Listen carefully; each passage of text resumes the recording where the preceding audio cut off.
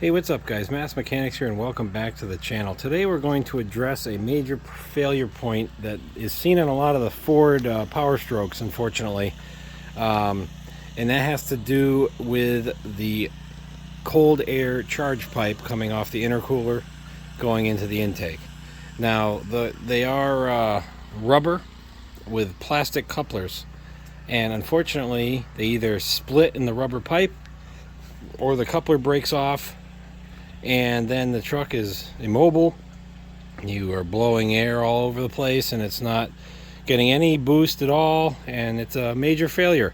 And if you're towing something a long distance, or you're even just driving normally, to have a failure like that is not a good day. So we decided to address that on our 22 here before there is a failure or a problem, because when we do want to use this truck for working, we want to make sure it can handle the pressure. So let me show you what we got for parts and let's get after it.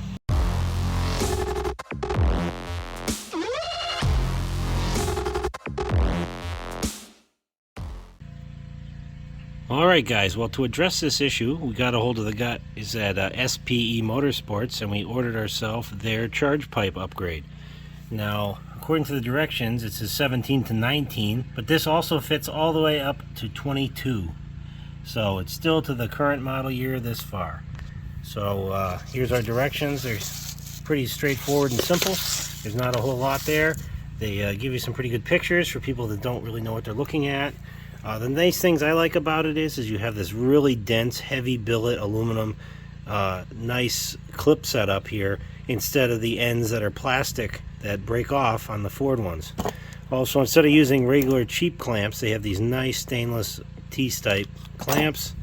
And then this is a steel, or a stainless steel, I believe, reinforced pipe rather than using rubber. So that will definitely help out quite a bit. So let's look under the hood and we will see what we got factory, and I can show you how cheesy it is, and then we will start putting the new stuff on. So let me get under the hood. Alright, so now we are under the hood of our 22 Powerstroke, and as you can see, there's quite a bit of stuff going on under here. It can be intimidating, I'm sure, but there's your air filter set up right there, and then here is your inlet into the engine right here. So as you can see how flimsy this is. I mean, one finger, it's not much there, so I'm sure there's quite a bit of deflection there.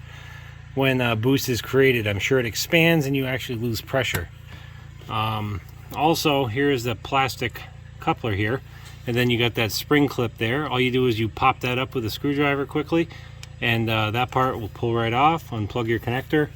Down there you got another clamp. It's a little hard to get in there. Some people say to remove all this stuff, but I think we can snake our hand right down in there and get it right there with a screwdriver, and we'll be able to tighten the new one up with a nice extension on a small ratchet, like a quarter drive. So let's get this pipe out of the way and get the new one on there. So I'll get it off and I'll show you what it looks like. Well, we got that off. That only took about a minute or two. It was real quick and easy, which is great. I love that. Here's the old pipe right here. You can see with the rubber and the plastic. Now I got dielectric grease out because this is the new piece, and it has a big O-ring inside, and you're supposed to lube it up with dielectric grease. This is the factory one. It looks like they use like wheel bearing grease, maybe? I don't know. But we use dielectric because that's what it said per SPE. And this is the difference in pipe. Here's our silicone pipe instead of rubber. And as you can see, it's got all the belts right in there. So yeah, a lot nicer setup with nowhere near as much deflection, and hopefully should last for at least, it could be the life of the truck, we'll see, but definitely should outlast this one tenfold. So now I'm going to put the clip in right here that just slides right in the groove. We'll put our sensor in, which is just a twist style. Let's see if I can get you, there it is.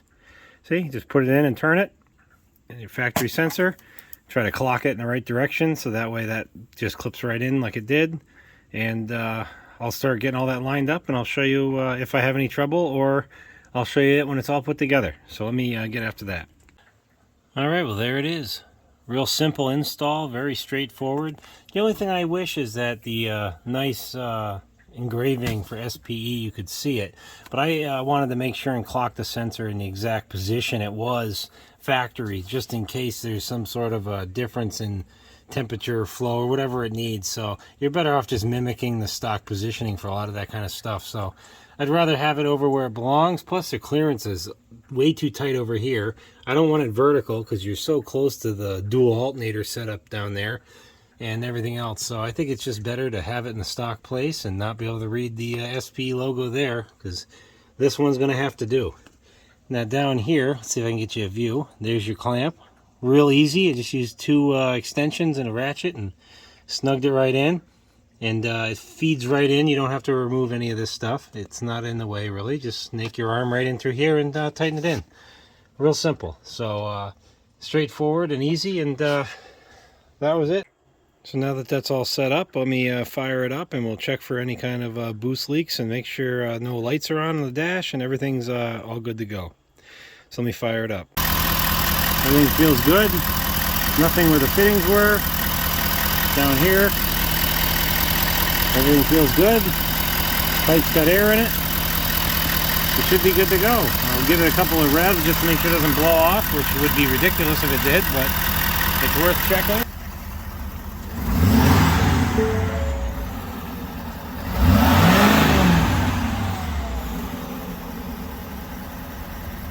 She sounds good. All right, so that'll do it for us today. Thanks a lot for watching, guys. We really appreciate the support. Please like and subscribe to help this channel to keep growing and keep making some good content for y'all. So you can also check us out on Facebook and Instagram. We are the Mass Mechanics.